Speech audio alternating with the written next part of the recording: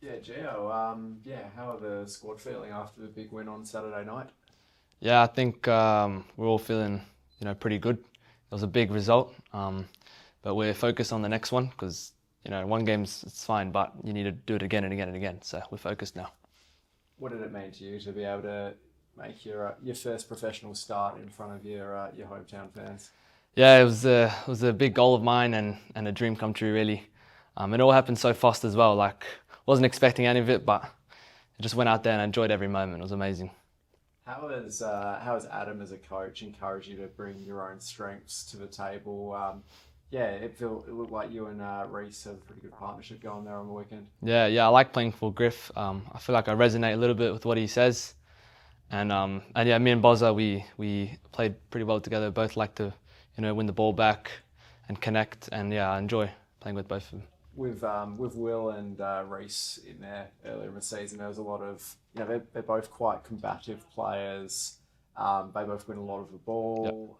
They both play progressive passes, in central areas. It feels like you just kind of slotted into Will's role without him. I guess what was Adam telling you about in terms of adapting to the game and being able to bring your own stuff while also adhering to the team structure? Yeah, I've been listening to what they've been doing over this past couple of weeks and just trying to adjust my game. But he just said, just do what you do and play how you play. And yeah. You obviously spent some time with Bayern Munich's international academy. What was that like? It's a bit of an unusual setup compared to what some other big clubs have. Yeah, it was a bit crazy how it all worked out. But yeah, I learned a lot from it because no one really spoke English. Like the team didn't really speak English, so I had to adjust and learn, and I built like a little bit of character development there, and I think my football has improved from that. So How did that opportunity come about in the first place? my it was like my mom was on the train and she saw this like on Instagram or something, and she applied. She just sent some footage over, and then it was like 1 out of 10,000, or 23 out of 10,000 applicants got in. So yeah. What was it like, kind of just being in that, I guess that setup of one of the biggest clubs in Europe? And did you have any experiences with any of their big players or past players? Yeah, it was very professional, I have to say. And yeah, I saw Gnabry training there. I saw Davies, Musiala. They're watching our game, and yeah, the facilities were insane. Yeah. And yeah, Um, you said before that Adam Griffiths, the way he talks to players, it resonates with you. Is there anything in particular? Just the fact that he's always hungry. He's never satisfied, which I think is something very good. Um, and he kind of comes off as quite a perfectionist, I suppose. Like at the end of the press conference, he said, they were good in the first half, a bit lazy in the second. Would you say he's a perfectionist? And do you find that that's, I guess, how does the player group find that? Yeah, I like it because there's always something to improve on. There's always more work to do. So I think that's good that he brings that. The last game, the home game that you were playing at was, I think, the biggest fan turnout of this season.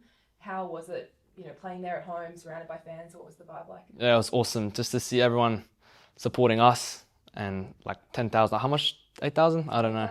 8,000. And the shed, yeah, it was beautiful to see, especially after the game, all the celebrations there. And is there a sense among players that, this is maybe a chance to be part of a bit of a revival glory crew after two wooden spoons? I think so. I think everyone can feel it. But obviously there's a lot of work to do, but it's a good start.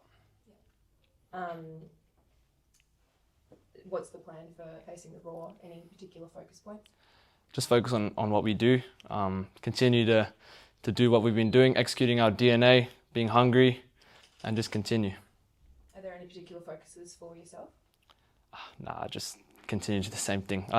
Every team that we verse, I just try to play the way I play and focus on myself. And then, yeah. And is there anyone in particular in the team who you've been learning off or taking on as a bit of a mentor for you?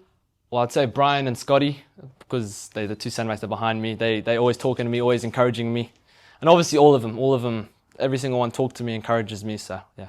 And there have been a few injuries this season. Do you see, obviously it's sad for those players, Yeah, but of is it a bit of an opportunity for the younger guys, and how do you see sort of the depth of the team evolving? Yeah, there's a lot of depth, a lot of youngsters coming through now. And obviously with injuries, it's a terrible thing for the people who are injured, but opportunity for others. So yeah. Can I just get you to pronounce your name on tape as well, just to make sure? Full name? Yeah. Giovanni De Abreu. Gio, how special has it been coming into the senior setup surrounded by so many players that you've played extensively with in the academy? Yeah, it's awesome. You know, I've been with them like Seb, Taddy, Alfie for like years, 2-3 years, and now to see us all climbing together, it's awesome. And have you actually started to see evidence, I suppose, of maybe people getting around the team more now that you have had a few wins under your belt, like are more mates getting excited for you? More messages, every time I like speak to my friends, it's always glory, glory, glory, how's it going? We come and watch the next game, all that stuff, yeah. A lot more than it was. 100%, yeah. Just one thing, noticed on weekend a couple of times, Tom Morris is dropping a bit deeper, and I can see you and Reece kind of looking to check where he is.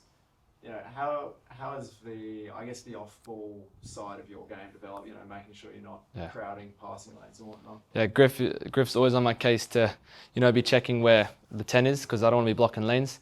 So I think that's developed another side of my game. All good.